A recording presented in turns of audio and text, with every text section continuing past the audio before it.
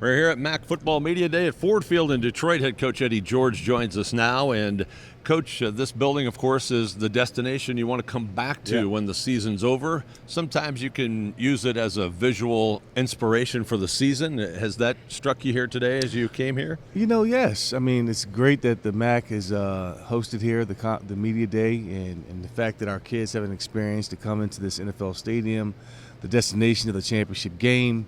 You get a sense of the ultimate goal is to get here at the end of the year, and that's everybody's goal at this point in time. So it's great to be a part of this deal, first year in the MAC, and I'm so excited.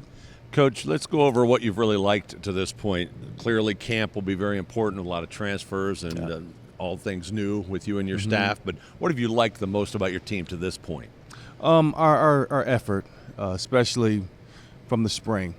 Given the circumstances of how late we started, there wasn't a lot of pushback. It wasn't it was some uncertainty, was some doubt there. But I think when we took the approach that, hey, let's date and really get to know one another first and foremost, and let's set our expectations, let's set our goals, and if those things are aligned, we can do some great things. And this team is taking on every challenge head on.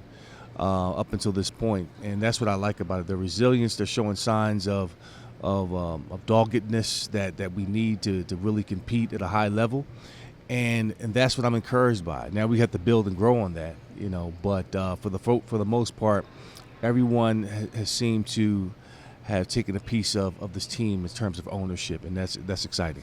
So with camp starting, there are a couple position groups that probably pop into our mind that may need the most reps. The D-line, a lot of new guys, but a quarterback that wasn't with you in spring with Drew. What are the most important things for you to get done in camp here? Well, first of all, let's have a healthy camp. We got to get physical. We got to get in great condition.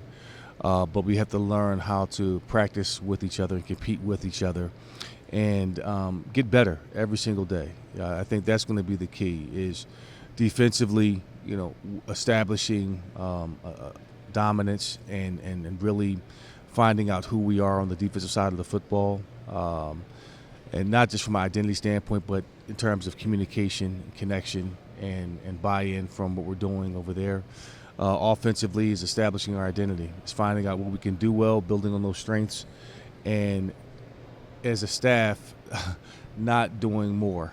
I think less is more in this type of situation when you have a new quarterback, relatively a offensive line that's experienced. They've played together for some time, and we got to find out who can be our playmakers. So that's what we're going to try to find out and build some toughness throughout the whole process. So that's the goal.